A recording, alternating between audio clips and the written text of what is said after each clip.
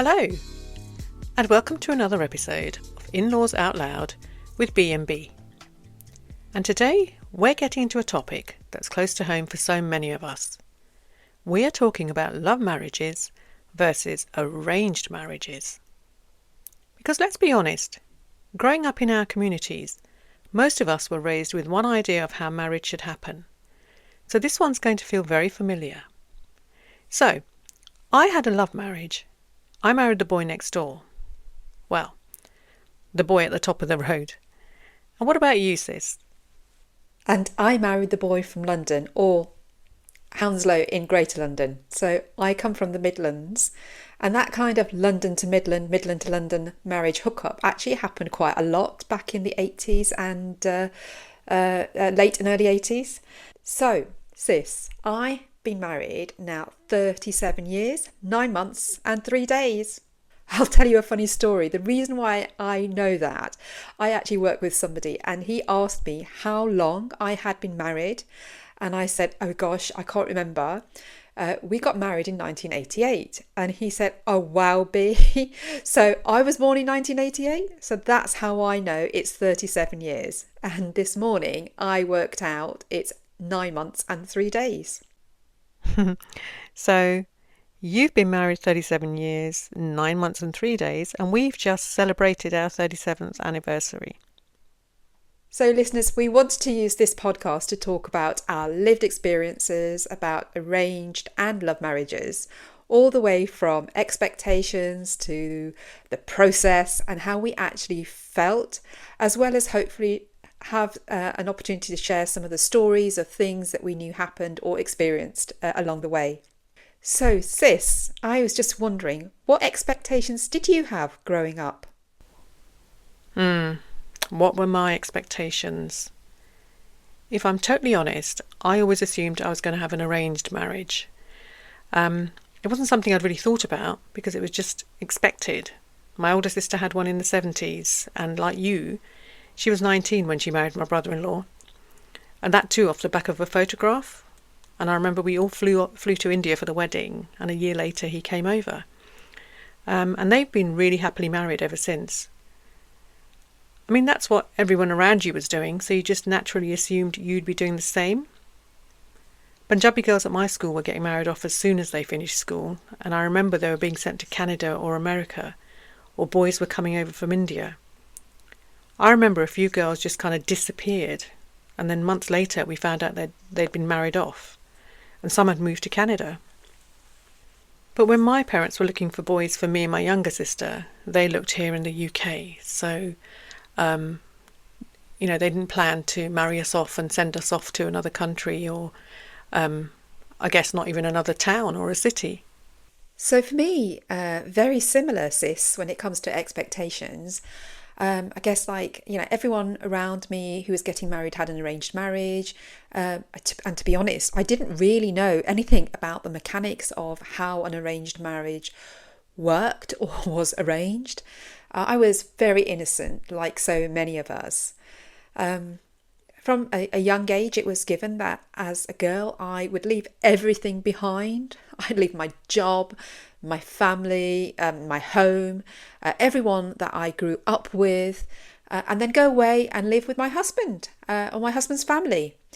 So I knew that, and I knew that from, like yourself, girls who would be getting married and they'd be going off to the boy's hometown or even overseas, as that was kind of like the cultural norm for girls. They were sent almost like as far away as possible from the town or the place that they grew up.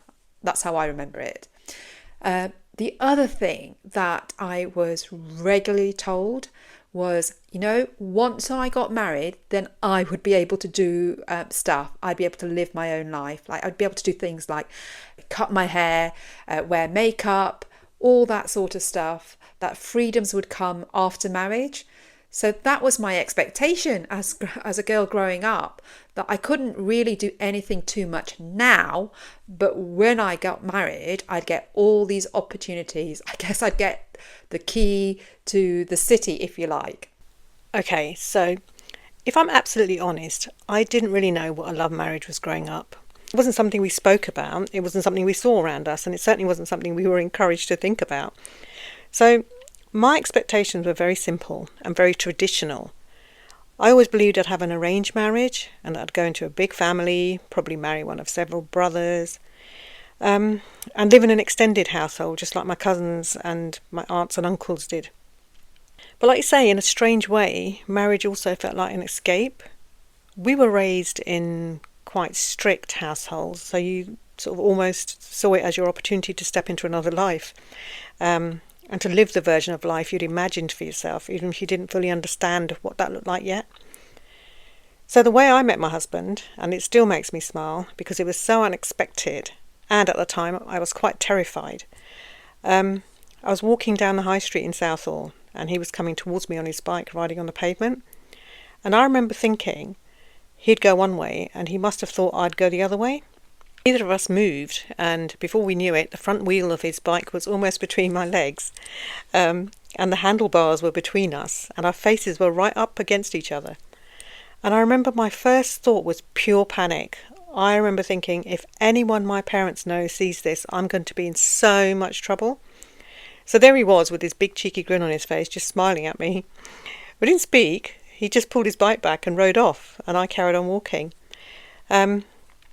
But something made me turn around, and when I did, he'd turned back as well, still smiling. And I always say, we did the turn back and look. You know, the Baljit, long before Dilwale Dulhaniya Le Jayenge made it famous. So at that time, I had no idea he even lived on my road. We lived at opposite ends, so our paths never really crossed. It turned out later that our mums knew each other just to say hi and bye, you know, as most Indian ladies did back then. But there was no real connection. And it took a few years before anything actually happened between us. He was older than me, and life just sort of carried on as it does. But I'll be honest, from that moment, and this sounds mad, but I'd already decided in my heart, without even knowing him, that this was the person I was going to marry. And I don't know, maybe I watched too many Hindi films growing up. And years later, I found out that he had said something very similar. His friend told me on our registry wedding day that he'd once pointed at me and said, "You see that girl over there? I'm going to marry her one day." And he did. We started seeing each other when I was about 18, but even that was very different to what people imagine now, I guess. There were no pubs, no clubs, nothing like that. We'd meet in places like Omi's Chart House in Southall, sit with a cup of tea, maybe some chart, and just talk. That was our version of dating. He was at university by then, so we only really sort of saw each other when he came home during the holidays. It was all very simple, very innocent, but it did mean something. His parents had an idea about us. His dad had already made up his mind that I was the girl for his son. But my parents knew nothing. And in the background, my parents had started looking for someone for me, arranging introductions, because that's what was expected. But in my head, there was only ever one person I wanted to marry. And then his father passed away in 1988. And not long after that, everything came out into the open. My mother-in-law approached my parents and told them about us and said she wanted us to get married. And I remember thinking this could go either way. But my parents were so happy. When they met him, they just took to him straight away. They loved him, they really loved him, and that never really changed. Bill's just a really nice guy, you know, just a genuinely good man. So what started as what people would call a love marriage still had that sort of, I don't know, thread of tradition running through it. His mum approached my family. There was a middleman involved. His mustard, who was also a friend of my dad's, became our middleman, so the Bajula. And the families came together, and everything just fell into place. We didn't have to fight for it. We didn't have to sort of run away or anything like that. There was no drama or resistance from either side. It was two nice families coming together. And to be honest, when I look back now, it's funny because I didn't grow up understanding love marriage at all. I had no expectations of it or any idea what it even meant. But somehow, without even realising, I found myself in one, and it became our story. Oh, that's a lovely, lovely story, sis. And it worked out, which is great. I know you both love and adore each other because I see it. That is a really nice story. The stuff that I think dreams are made of. Well, it hasn't always been perfect, far from it. Don't get me wrong, we've had the most amazing ups and we've certainly had the downs that really test you. But we've always got through it and it's just made us stronger. And now, almost 40 years later, we have 4 amazing kids and 5 beautiful grandkids, and we're exactly where we should be. So mine was very much more traditional. And to be honest, I don't really know. I didn't have a clue what I was meant to feel. I guess I was like nervous and felt awkward about this whole thing of an arranged marriage that would come at some point in my life because obviously, as we had that expectation set up in us, we knew that was going to happen when we grew up. When I was reflecting on this topic, one of the funny things is that I thought, I didn't even really know what married life would look like. I say that because, like my mum and dad, my parents, I never really thought of them being married, and my brother and my bubby, again, I never thought of them being in a marriage. So when my bubby came into our home, we were all so young, and we're just so excited to have a bubby and welcome her into our home. And I guess with that, then I really had no like lived experience of what it would be like in that kind of a relationship. For my family, it was just life as it was, and that's just how we were. And I think for me, I guess as it does nowadays with arranged marriages, because they still happen and still go on, is that it came with the rishta process. So for me, the rishta for Raj and me came from our seniori, Rani, her name was. Bless her, she passed away now, but she's a really lovely lady. How she knew our family was just from the fact that she knew my mum, and my mum would go to the Seniares, the goldsmith, to buy jewellery and things like that. And that's how she knew me. She didn't really know me too much, I guess, but she knew the family and she knew my mum and dad. So that's how the Rishta came. And generally speaking, I think that in the community back in the day, it came via like places like the Gurdwara, when people who knew your family, when you attended a part or someone's house or attended a wedding, people would ask your parents or senior family members if they were looking for a rishta for you. And even if they didn't ask that directly, they would like broach the subject by asking things like, oh, how old were you?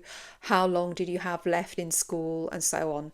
So that's how our rishta came about. Raj lived in Hounslow and I lived in Derby. And he had a Masi who also lived in Derby at the time. She doesn't live there anymore. And that's how it all came together. It was all word of mouth. We went through the full sort of rishta steps, and a meeting was set up, and things like I call them the background checks. I'll talk about them in a moment, but those checks were being done to see if we would be a suitable coupling. So all of those things happened, and it worked out for us. We both said yes, and after that, I think things just moved really, really quickly. We met late in 87, maybe early 88, can't actually remember. But our civil marriage was in April and then we got married in June. So it was really, really quick. It was a huge, huge whirlwind for us. Whoa, okay, stop.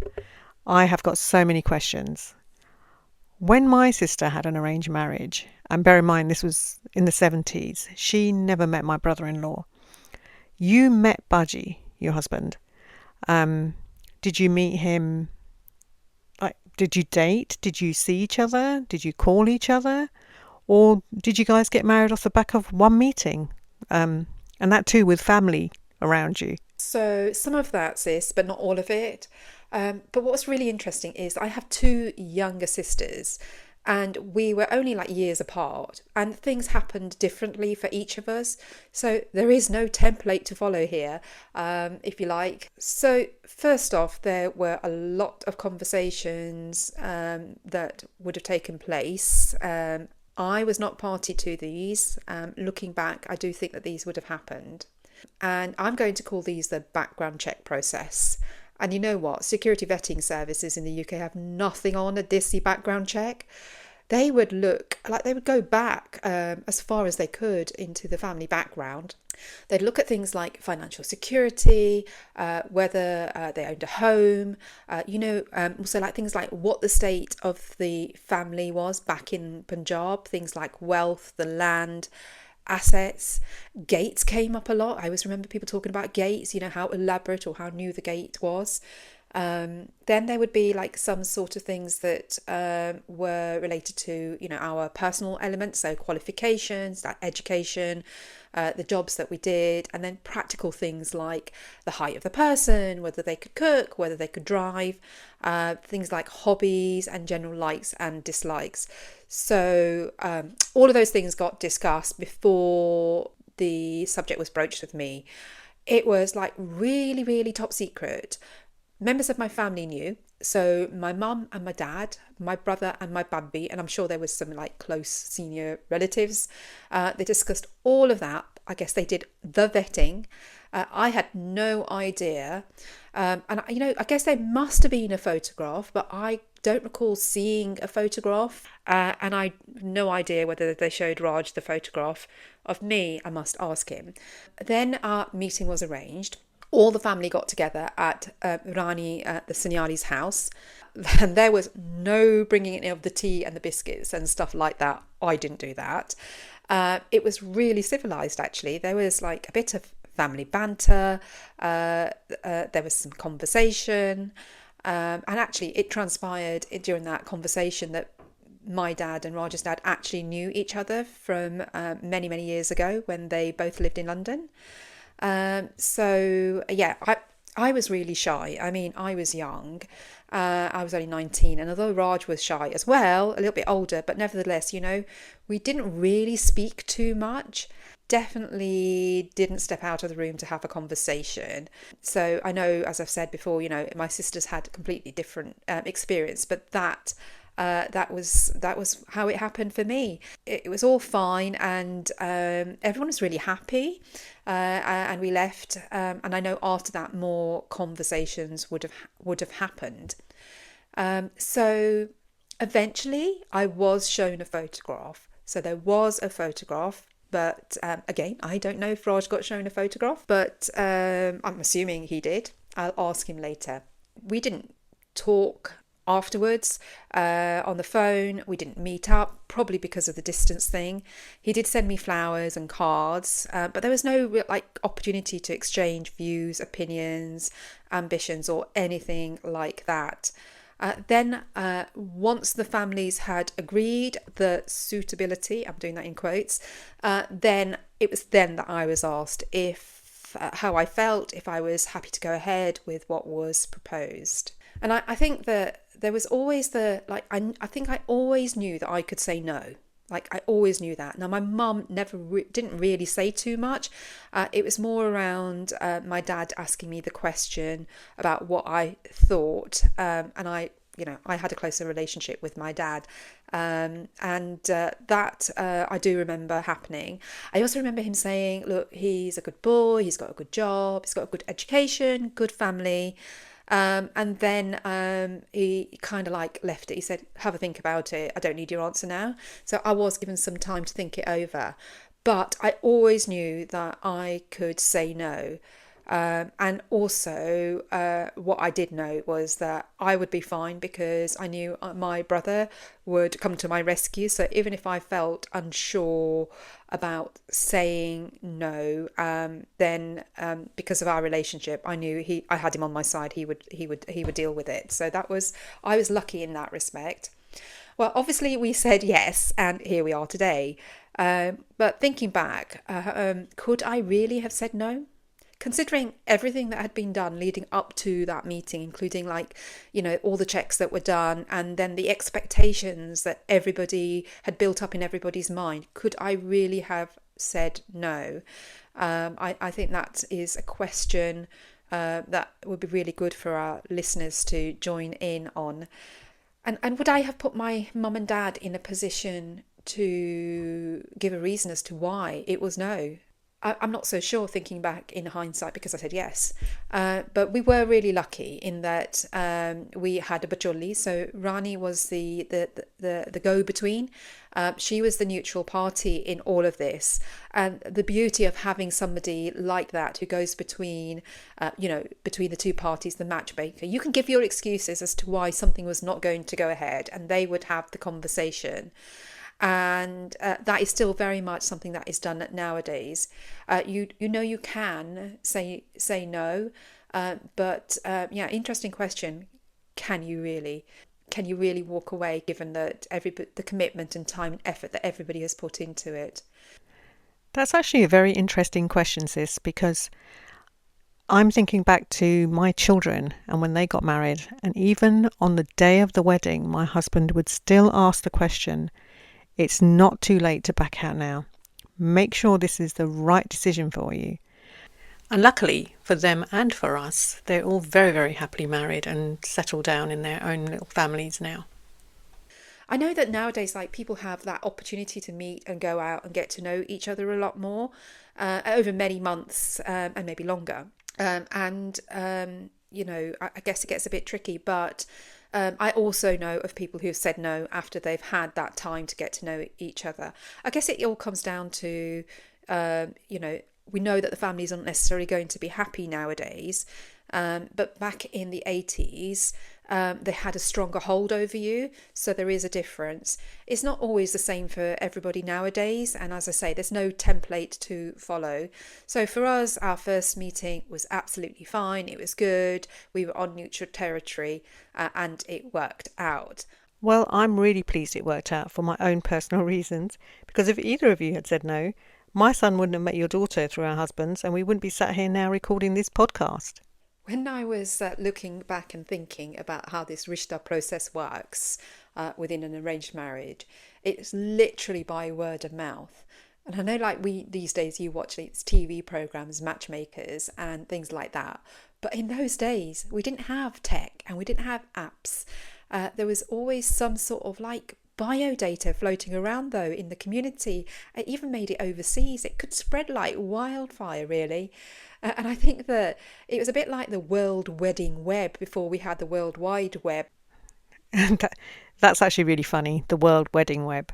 It was almost like some sort of signal goes out when you get to that marriageable age. You'd have family and friends sort of asking questions, dropping hints. And these people would then become the matchmakers. We call them Bajole or Bajoli. They were aunties and uncles who knew our families well. And they would be the people who would make the suggestion or kind of like broach the subject, go backwards and forwards, answering questions that each family may have around the suitability and the prospect of an arranged marriage between the two individuals. So, sis, you said you had a funny story to share. So let's hear it. I remember one from when I was younger that was shared. It started off with a photograph, and then from the photograph, a meeting was arranged, and the boys' side arrived. The girl and her younger brothers tried to sneak a peek and have a look to see the boy in real life, and couldn't see him amongst the crowd. Then the girl was made to come into the room with like the traditional tea, biscuit, mithai and stuff like that. She's looking around in the room. She's nervous, but she can't see anybody who resembles the photograph. And then she sits down and the conversation starts. And then there's this guy who she just assumed was the uncle, but it was that guy who was the boy. Obviously, I can't call him the boy because, he was a lot older, but for this story purpose, I will. But she was absolutely mortified. He looked nothing like the picture. And I guess, I can't remember the story fully now, but it was either a picture of the nephew or an uncle. I guess there was some little family resemblance there, but not enough. So then what's happened is, the conversations have flowed, the meetings happened, and the boy side were really happy. And then the girl side were really happy as well. Well, her parents were really happy because it was a good family, well respected, he had a good job, tick, tick, tick, all those boxes of that background checks that I was talking about. But there was this huge age difference. And then obviously, the photograph bit, lying about that. Anyway, it didn't sit right with the girl. And then something really amazing happened. Like her siblings, her brothers and sisters, who were younger than her, actually stood up for her, and they sort of went on about the fact that it wasn't right. He was a lot older. The photograph wasn't his. That there was some kind of deception going on here, and they kind of like kept going on and on about it, to the point where the parents eventually listened, and they called it off. So when I think of this story, who obviously gives me hope, and it gave me hope when I was younger, I do also think, power to our generation of kids, because, back in the day when we were younger, us brothers and sisters did sort of stick together and support each other. And I know that changes when you get older, but we did stand up for each other. And that's a really good story for me to share. Yeah, I totally agree. I mean, no matter where we are in our lives now, as youngsters, I was really close to my brothers and sisters, and there was no way any of us would have let the other be pushed into a marriage that they weren't happy with. I remember when my parents were looking for us, and I had a rishta come from Canada, and it was through a relative on my dad's side, and they told my parents about the boy and what he's like, and he's educated, and his age, his height, etc., etc. Even down to skin colour and skin tone and colour of eyes. And I remember my dad saying that he wanted to see a picture of the boy. And they came back to us and they said, all good and well, you can see a picture of the boy, but if you see that picture, she's going to have to marry him. And I remember my dad looking really surprised and saying, what do you mean she's going to have to marry him if she looks at the picture? And they said, well, that's how it is. She wants to see a picture. She's going to have to marry him. So my dad said, all right then, show us the picture. So they showed us the picture, and my dad said no. I have another story, and it relates to my cousin. So hopefully I won't upset family, but this was a long time ago. So my cousin came from India, and this Rishta introduction had been set up for him to meet a girl in Derby. It was the first time I'd met my cousin, and he was, oh my gosh, he was really chauvinistic, sort of entitled and demanding. And sis, from me and from the last podcast, he and I would not be seeing eye to eye. Well, he demanded, in fact, he instructed me to iron his shirt. And then he went on to tell me how he needed me to iron it for him. Oh dear, I can see where this is heading. I was about 15 or 16 at the time. Now, I knew of this family that this girl came from, that he was going to be introduced to. And you know what? The way that he was carrying on, I kind of decided that he was not going to be good enough for her. And quite frankly, he was not good enough for anybody from my hometown. So when it came to ironing his shirt, I accidentally burnt it. And he was furious because it was the only one that he had, and he didn't have another one that he could wear to this introduction. I also remember my mum and my dad telling me off, but I'm not so sure if they were that serious at telling me off, really. They probably guessed. I mean, the guy wanted me to iron it perfectly, and I remember saying, well, if you want it ironed perfectly, you should have done it yourself. So onto the Rishta meeting, it happened, and it didn't work out. And I'd like to think that I had a hand in saving her from a life of living with my cousin, who really wasn't a nice person. Oh my God, you were such a little rebel. Honestly, if you haven't heard about her putting salt in a bua's tea, you need to go back and listen to our last podcast.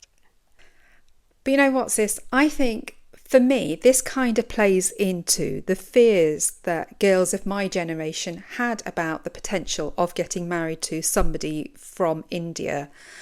And whilst some of the boys are absolutely lovely, and I know that are great marriages and great relationships, I think we heard more about those individuals who weren't, and as a result, we had a fear of a rishta coming from someone from India because they were different. There were differences in how they were raised. I mean, what would be their expectations of us? And, we had a real fear about how we would be treated. You just knew, I think, as a girl of my generation, that it wouldn't work out the same as it would do if you got married to somebody from the UK. Well, it's funny you say that because even when you've had a love marriage, it still isn't straightforward, you know. Because at the end of the day, you're learning to live with another person. And whether it's a love marriage or an arranged one, that's the part that doesn't change. The person you're living with is not the same as the person you meet for drinks or lunch or tea or coffee.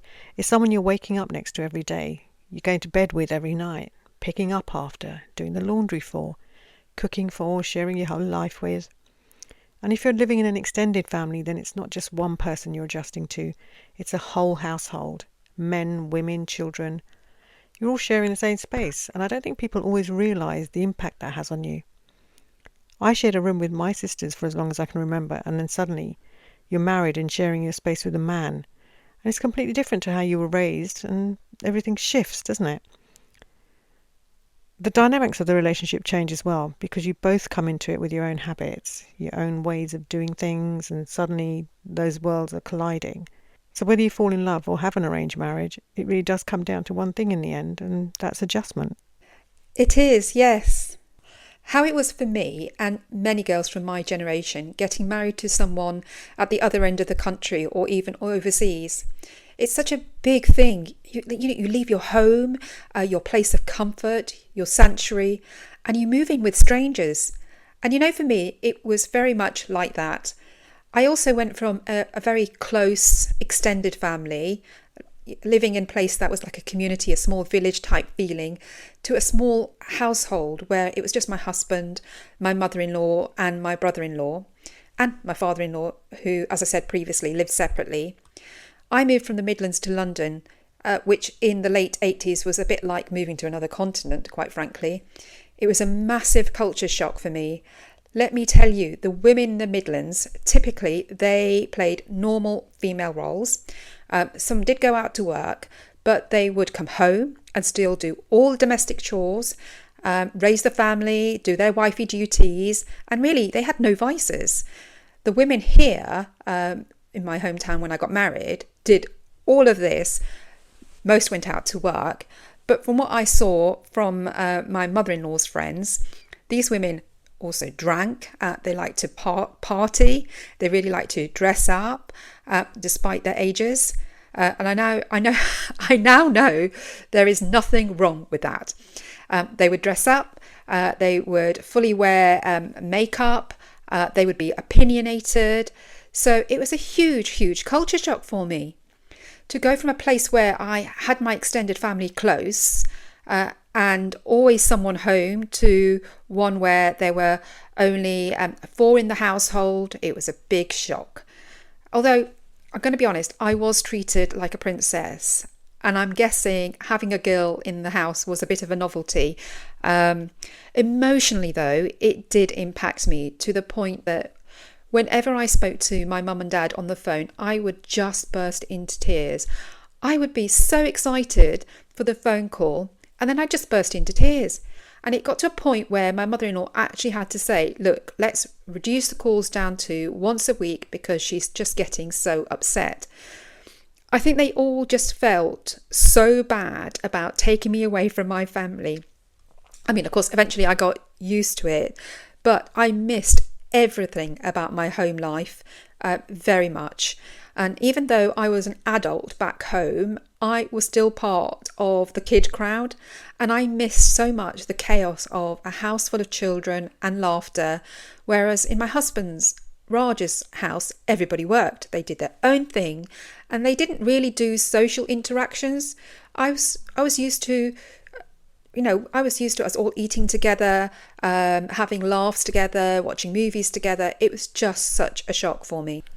Well, when you really think about it, sis, you were thrown into a house full of strangers. So you went from a happy family life, surrounded by your siblings, your younger sisters, people you shared everything with, your thoughts, your feelings, your everyday life, to suddenly living with 3 or 4 people you didn't really know. And that must have been incredibly hard. Mm-hmm. It was, and it wasn't. So I was very fortunate in that, how we said earlier, our parents told us that when you get married, you can do all these things. And I did get some of those freedoms. My mother-in-law was quite open-minded, and she wanted me to go out and about with Raj. So we did. We did go out. We met with his friends and they became my friends. We'd go to the cinema, we'd go for meals and so on. I did have to leave my job and my friends behind, which was difficult. And I couldn't really keep in touch with them, although I did try in the beginning. But my circle of friends were also going through the similar experiences like me, and they were getting married. There was just no way that we were going to be able to see each other on a regular basis, given the distance. And in those days, there were no texts or emails, and it was going to be challenging to phone each other up. I lost all of that network in one go. And then obviously when I moved, it was a given that I would leave my job. I know I was lucky in that I got married and then I took some time off work and I went back to serve out my notice period in that time. You know, when that time when after you get married and the bride goes back home to her maternal home for a period of time. So I was able to serve out my notice period then, and I had an opportunity to apply for roles, and I was quite successful quickly in securing a job. This meant I didn't completely lose my identity when I got married, and I actually had a sense of purpose because I left everything behind in Derby. And I didn't want to be that person who got married, lost a job, and then, you know, she was just the wife and the daughter-in-law. I don't even know how I would cope if that had happened. I couldn't stay at home whilst everybody else was at work and doing their own thing. The house would be empty. I'm sure that would totally have destroyed me. The family were new to me. The area that we lived in, the family were new to that area. They had recently moved into the house that when I got married, I moved into. They hadn't built up any neighbourly friendships. It just wasn't like the place that I grew up in where everyone knew each other. My mother-in-law's network of friends was from her work, and we just didn't have extended family close. So it was really difficult. But on the other side, what I did get was sort of the opportunity to get some of those freedoms that I didn't have before I was married, which was nice. So for me, there were some freedoms I didn't have before, which was nice. But my situation was slightly different because we knew each other before we got married. So we didn't start off as strangers. We'd already begun to understand each other a bit. But even then, it was still a huge shift. I mean, I came from a busy house with 2 sisters and 2 brothers, where there were always 5 of us at home, and we ate together, sat together. Like yourselves, we watched TV together, and, we had fun together, doing everything as a family, because even though my parents worked, there was always someone at home with us. And then, suddenly I moved into a house where it was just my husband and his mum. His brother was married with children and had his own home, although his 2 boys spent most weekends with us, and his sister lived abroad. She was settled in Canada. So it was just the 3 of us. And my mother-in-law had lost her husband the year before we got married, so she was grieving. And that completely changed the dynamic. It wasn't just about starting a new life as a couple. It became about stepping into a space where someone else needed you in a completely different way. I found it very difficult because all those dreams you have about getting married, joining a family, building your own life together, they didn't really materialise in the way I'd imagined. Instead, I became the person my mother-in-law relied on for everything, from making her morning cup of tea to keeping her company in the evenings, sitting with her, watching Indian films together. But back then we had a video recorder, and I think the Indian channels came in a bit later. But our routine very much revolved around her. So she was the head of the household, and naturally that meant she set the tone for how things were done. My husband, on the other hand, still had his own life. He would go out with his friends, go to the pub, and that part of his routine didn't really change. And although I'd only just moved up the road, my friends were also going through the same as me, getting married, settling into their families, so not really hooking up as much as we would have done in the past. And while Bill and I did go out together occasionally, it just never felt right leaving my mother-in-law on her own, especially as she was older and newly widowed. although when I say older, she was younger than I am now. So more often than not, she came with us. So the freedom I thought I would have, the life I imagined stepping into, it just didn't quite happen in that way. It's strange when you look back though, because some things turn out the way you expect and others completely don't. And I know that while I stepped into their home, I did bring my own ways and my own expectations and my own version of family life into it too. Yeah, you get some of what you think you're going to get, but not everything. I know that I brought things to my husband's home that they didn't necessarily do too much of. We started eating meals together. Dad would come round and we'd sit together, which was really nice. And it felt like things became a bit more light-hearted. There would be more banter in the house than perhaps there was before I came along. Bringing my family into the mix, I think, created a lovely extended family that hadn't existed before. Or my husband and his brother, they were close in age and already adults, whereas most of my siblings were younger. I had a nephew and two nieces, and their energy, particularly my niece who was a toddler, brought laughter and a sense of warmth to the family dynamics. So, yes, we introduced a completely different dynamic to the family. And for a while, it genuinely was a very beautiful and happy time.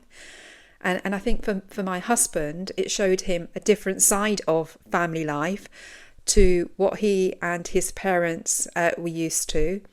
One of the great things and that I really loved was that Raj absolutely got on famously with my dad. My dad and him were almost like best buddies. You know what? My dad's eyes would light up when Raj came into a room when we visited, and even more so than they did with my brothers. I'd like to think that those were the kind of blessings that I brought into the house. One of the things that my mother-in-law, did do that I found awkward though, was that she liked showing me off to her friends.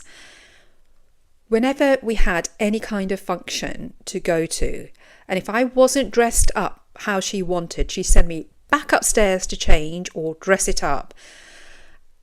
I think at the time it felt like a criticism, like my lipstick wouldn't be the right colour, I wasn't wearing the right or enough jewellery, the suit that I chose to wear wasn't glitzy.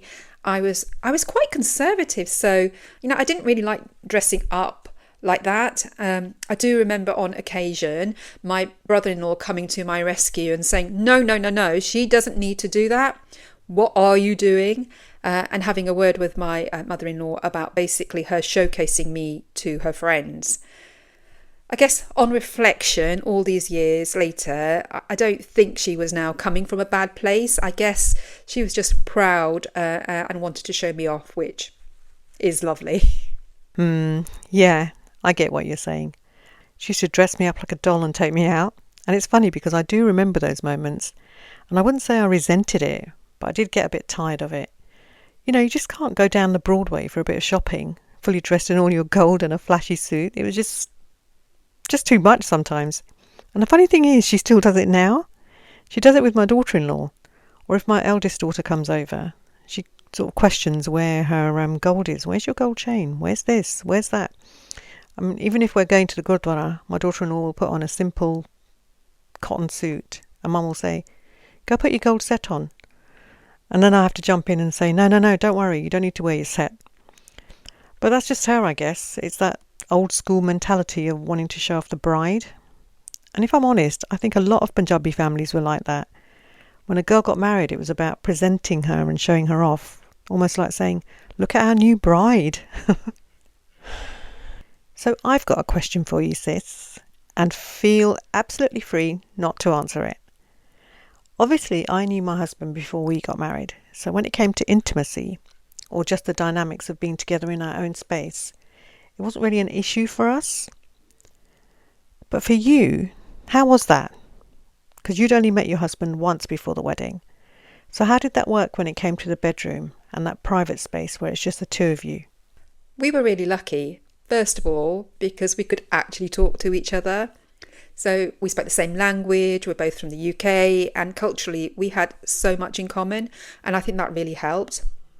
And the other big thing was that we did have a honeymoon. So we went away, and you know what? He was just so kind. He genuinely respected me, and he understood how scary it all was. As I said before, I was treated a bit like a princess when I first came into my husband's family. So, it was, that was nice. He gave me the time, and we got to know each other.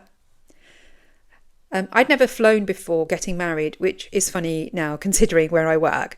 A couple of days after the wedding, we had to go from Heathrow to Manchester to catch a flight to Larnaca for our honeymoon in Cyprus.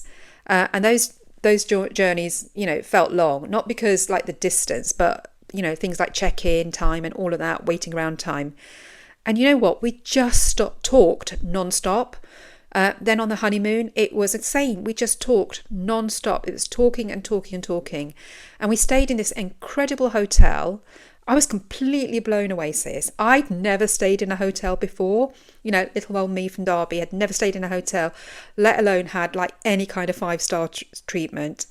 And, Raj was just kind, caring, really thoughtful, really loving. He just looked after me so well. You can't help but be in awe and fall in love with him. He has like an amazing voice. His personality was amazing. And it just all came together. So you know what, sis? You might have had longer to get to know Baljit, but for us, it was like condensed. We didn't rush it. It just unfolded naturally. And I guess, I felt safe, I felt protected and cared for. I felt like I'd entered his life and I genuinely had become the centre of his universe, and that he would do anything to protect me. And you know what, sis? Maybe you had more time to build that with Baljit, but even though our time was shorter, it still felt like enough, just in a different way. And honestly, when you're somewhere so, romantic, you can't help but enjoy yourself. And, everything just played in really, came out really nicely. And if you were to ask me, would I change any of it? I don't think I would. It ended up being really perfect. And I have got some amazing memories from that time. Ah, that sounds beautiful. And knowing Baji and the kind of person he is, it genuinely makes my heart feel warm because he's such a lovely man. You really did land on your feet when you married Raj. I did. Last year I gave a talk at a local secondary school. There were a few of us there for a Women in Industry session, speaking about our careers, the ups and downs and everything in between. In my introduction, I happened to mention to a room full of girls, many of them South Asian, that I had an arranged marriage. And that really sparked something in them. I went on to talk about my career, but they kept coming back to the arranged marriage. A number of them said that they felt that they had no choice in the matter. They already believed they would have an arranged marriage and that they wouldn't get a say in it. Not whether they could choose love, not whether they could say no. And they asked me what advice I would give them. I hadn't expected that at all. I was meant to be talking about my job, not marriage, but I answered from the heart. So I told them to be honest and upfront, because this is a decision that affects the rest of your life. And if ever there was a time to be brave, it's now. If you need more time, then ask for more time. If it's a no, say no. Look, I know it's difficult to do that. I know it was difficult for some of these girls. They're not always encouraged to speak up or to represent themselves within their own households and their homes. But I do hope they took something away from what I said to them, because if there's any point in your life where bravery matters, it's at that moment. If it doesn't feel right, you must say so. And I would hope their parents would listen. I hope there would be somebody in their family that they could turn to if it wasn't their parents. And I honestly hope that they have brothers or sisters who would stand up for them. It's a really difficult one, and it still happens today. And it almost breaks your heart to think there are young people out there who don't believe that they have a choice and that they just go along with it. But they don't always have a choice, do they, sis? And if you really think about it, how many arranged marriages have taken place over the years, and probably still do, where there are things that people don't really talk about openly? Quite often there's a son who's gone a bit off track. Maybe he drinks too much, maybe he's involved in things he shouldn't be. And then the thinking within the family becomes, let's get him married, it will settle him down. As though marriage is some sort of cure for bad behaviour. You hear it all the time. ਇਹਦਾ ਵਿਆਹ ਕਰ ਦੋ, ਆਪੇ ਸੁਧਰ ਜਾਊਗਾ, ਕੁੜੀ ਆਊਗੀ ਇਹਨੂੰ ਠੀਕ ਕਰ ਦੋਗੀ. That saying, that once he's married he'll become responsible and calm down and change, the reality is very different, because what actually happens is that some poor girl, often someone who doesn't even know him properly, is brought into that situation and expected to carry the weight of it. I've seen it in my own family. I've seen girls come over from India, marry into households where the man already had an alcohol problem, and suddenly she's living with a stranger, a drunk, and that becomes her life too, whether she was prepared for it or not. So we've had messages from listeners as well, and some of these stories are really difficult to hear, because they just show us how much can be hidden before a marriage takes place. One of our listeners wrote in saying that within weeks of her arranged marriage, she realised that what she had stepped into was nothing like what had been presented to her. Because her husband didn't just drink occasionally the way people had suggested he did, he depended on alcohol in a way that changed the entire atmosphere of the house. And she found herself living in fear, because every evening came with tension and unpredictability, and this constant need to read his mood before she could even speak. And when you hear something like that, you ask yourself, how does someone live like that? Because alcoholism is an illness.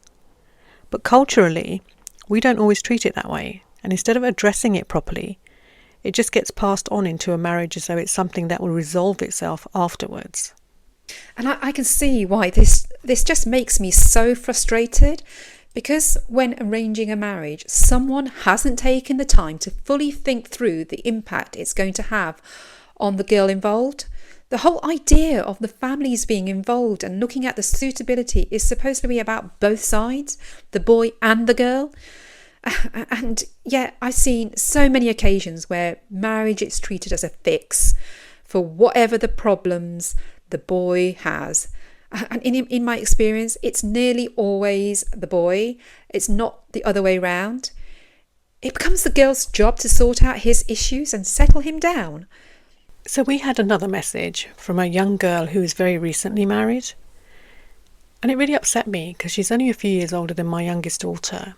And she said that before her wedding there were small warnings, little comments from people who knew the family, suggesting that he had a bad temper. But her parents just dismissed it as gossip and told her not to listen.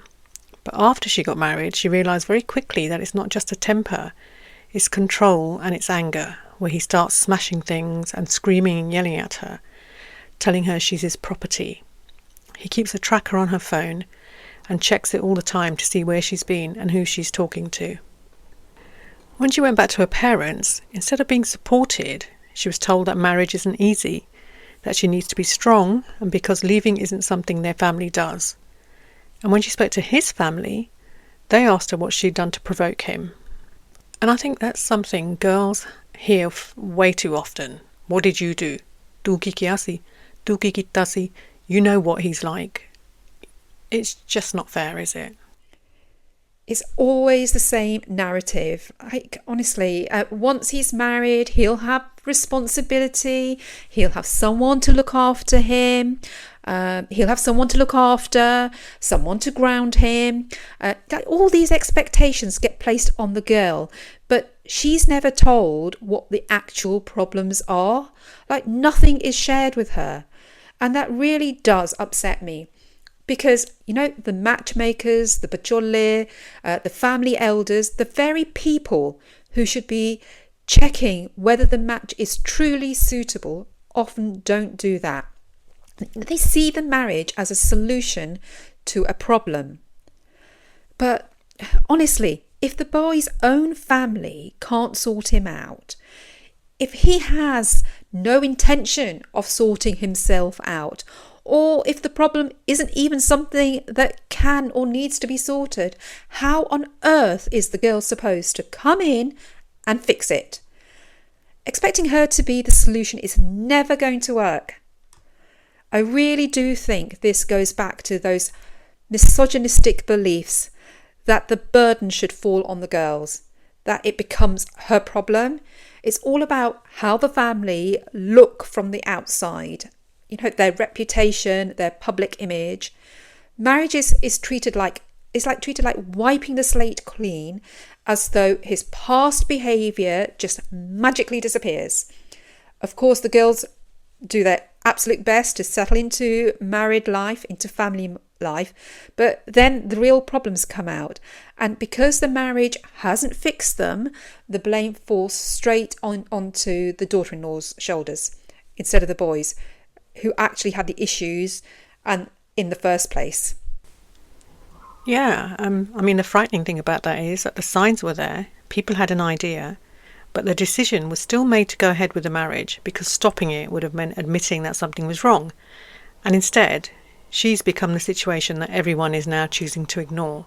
You know what? It's even more disheartening when you think about things like addiction. Like back in the day, addiction was seen as a choice, not an illness. People weren't educated about it. But that's not the case nowadays. And yet girls were and still are put into these situations. But then there's another layer to all of this, isn't there? And that's when families aren't honest from the beginning, and when they present a version of someone that simply isn't true.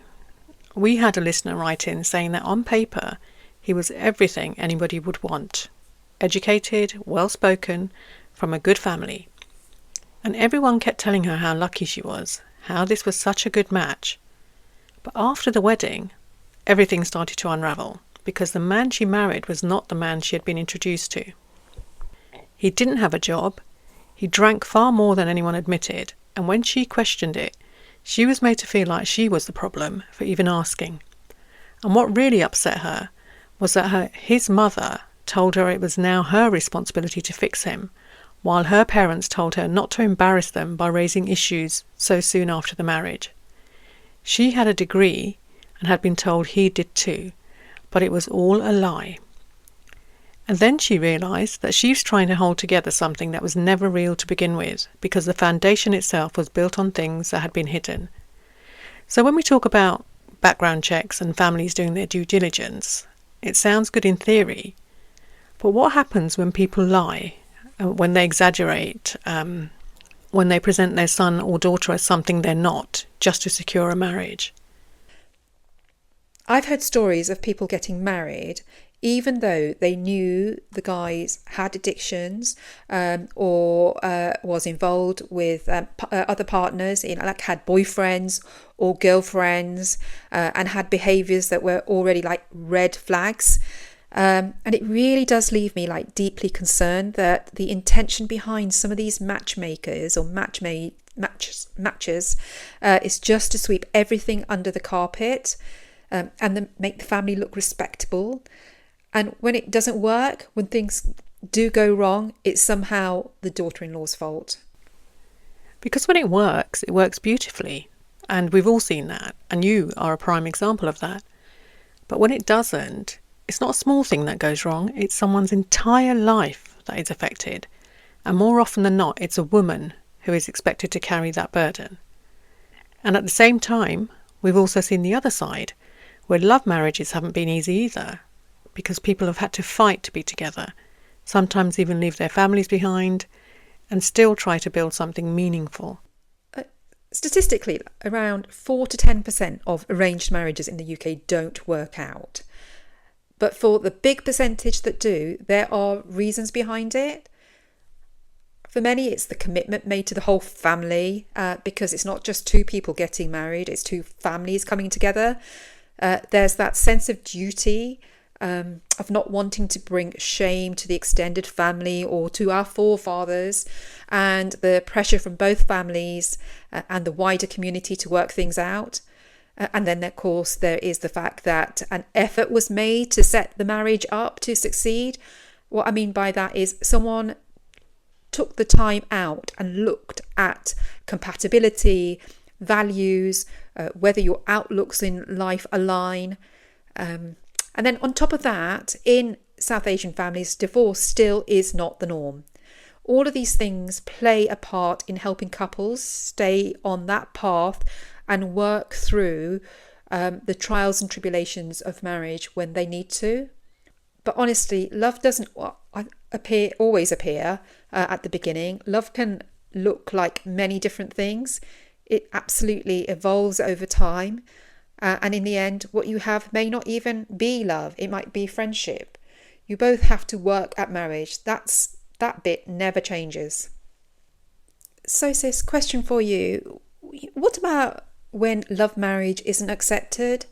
I know in your case it was, but for so many couples it isn't. They're disowned and pushed out and treated like outcasts. That's an important question, because the truth is, when a love marriage isn't accepted, it can come at a really heavy cost, not just emotionally, but socially as well. Because you're not just choosing a partner, you're often choosing to go against everything your family stands for. I know of many examples of families who wouldn't accept the girl or the boy simply because they fell in love, even if they were from a good family. Many were due to caste or religious reasons. And for a lot of couples, it isn't just a disagreement, it turns into being cut off, not being invited to family functions, siblings being told not to speak to them, parents feeling they've lost faith in the community, and suddenly what should be one of the happiest times in your life becomes isolating and really painful because you're grieving the loss of your family while trying to build a new life with your partner all on your own. And yet despite all of that, people still choose love, which tells you how strong that connection must be, because they're willing to walk away from everything familiar just to be with that person. And over time, sometimes families reach out, and sometimes they don't. But what you often see is that those couples build their own version of family through friends, through their children, through the life they create together. I think the bigger question we should be asking is why the burden always falls on the couple to choose, when surely there has to be a place for both love and family to exist together, because at the end of the day, no one should have to lose their family just because they chose who to spend their life with. I have a friend, and she's actually my coach, MK Mann. Many of our listeners may know of her and follow her accounts on social media. So she ran away at the age of 16 to marry the man that she'd fallen in love with. And it wasn't romantic in the way people may imagine. It was difficult. She says it was really difficult because there were family pressures and there were moments where it could have gone either way. But they chose to stay together and work through it. And years later, they've built a life, a family, and something that feels solid and real. She told me her parents were happy for her and gave her a big fat Indian wedding. In fact, we share a wedding anniversary. We both got married on the 25th of March, but just a year apart. But his family were not supportive at all and were quite awful to them and left them to survive on their own. One of the things she told me is that it's not about how a marriage starts, it's about what you do after. Because whether it begins with love or arrangement, the reality is that marriage is a long road and you're not the same person at 20 that you are at 50 or 60. Now they have children and grandchildren and have many businesses that they run as a family. Evidence that resilience can take you anywhere. And in all honesty, she's 100% right. Yeah, it's nice. And I think the point is, it doesn't really matter how you start, whether it's love or arranged. It still takes time to nurture a marriage and grow it into something that lasts. That's what we all hope for when we get married for the right reasons. But like our listener, I've also heard stories where people in interfaith relationships wanted to get married and their families completely disowned them. They went ahead anyway and built a life together without that family network or support. It hasn't been easy. I've spoken to someone who said they actually questioned themselves. Did I make the wrong decision? Was it my fault? Particularly like when things were difficult.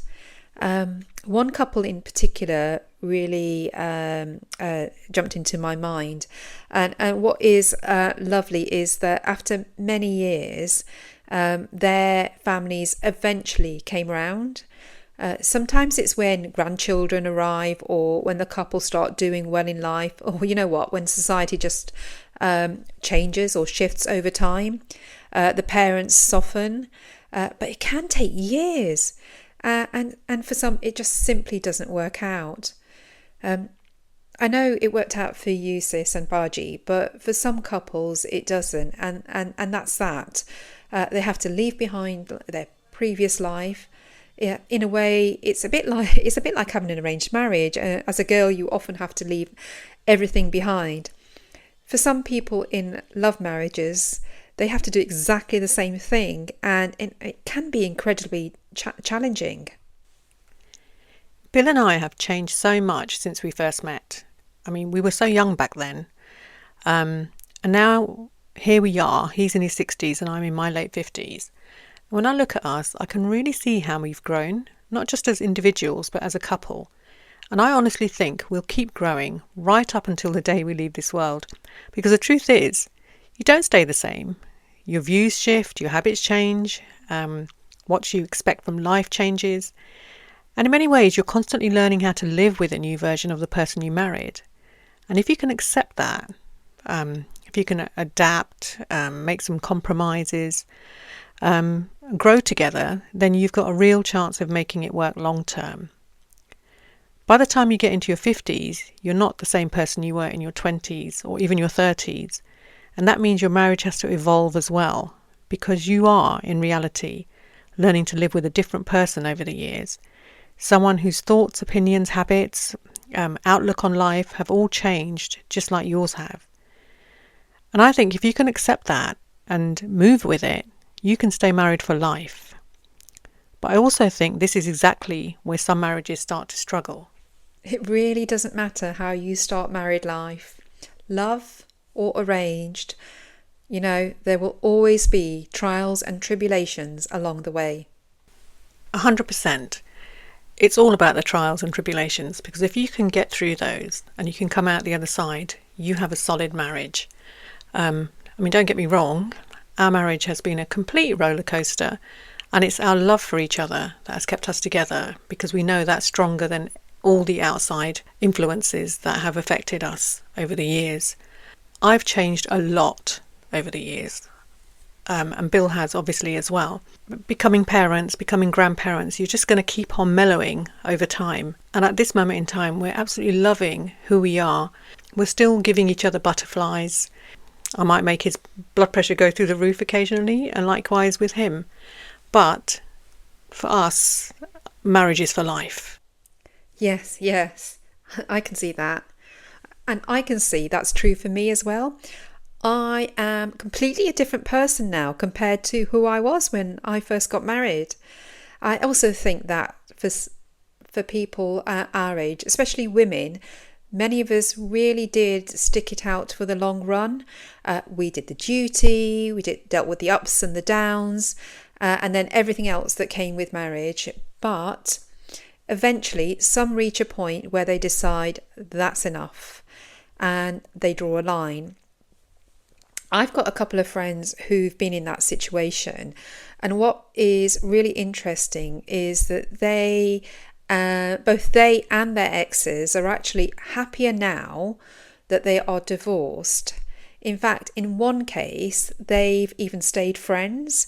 I'm not sure how new this is really, because do you remember, Sis? I told you when I got married, my mother-in-law and my father-in-law were living apart, and I guess for all intents and purposes they were separated. See, now I find that really interesting, because rather than get divorced, they're still seeing each other, they're sharing meals as a family, but the husband then goes home in the evening. I do know families where the parents have been split, and the father goes and lives with one brother and the mother lives with another brother. I think there was a movie made about it, Bargbun. It's one of my mother-in-law's favourite movies. She sits there and literally just cries when she's watching that. But it's crazy that they wouldn't get divorced, so they'd still be together, but knowing that they can't live together, if they could afford to, buy another house and go and live there. That's really interesting, and I'd love to know what our listeners think about that. And are they from a family where this sort of dynamic existed? So, yes, there are exes who get on. I also have a friend who's divorced, and they absolutely can't stand each other. They won't speak at all because he believes because she instigated the divorce, so somehow everything is now her fault. The whole marriage not working is now pinned on her, which simply isn't true. She just can't bear to be in the same airspace as him. The reality is it's a complete mix out there. Some people have to get on, even if only for the children's sake. And then there are those couples who feel they've done their duty, the kids have grown up, they've lived this whole life together, and now they just want different things. They don't wish unhappiness on each other. They just want to live in peace. It's nice when people can be civil, although I'm not sure how common that is really. I don't think I know any Indian couple that has got divorced and still get on. I mean, that's news to me, if you know people who still do. So the fact is, it's not about how you came together, whether it was love or arranged. Marriage is a long road, and you have to walk it side by side, really invested in it together. And even if it doesn't work out, there can still be some hope and growth on the other side. I totally agree. And what a wonderful note to finish our podcast on, sis. Thank you for listening. This is In-Laws Out Loud, a B2B conversation. We hope you'll join us next time.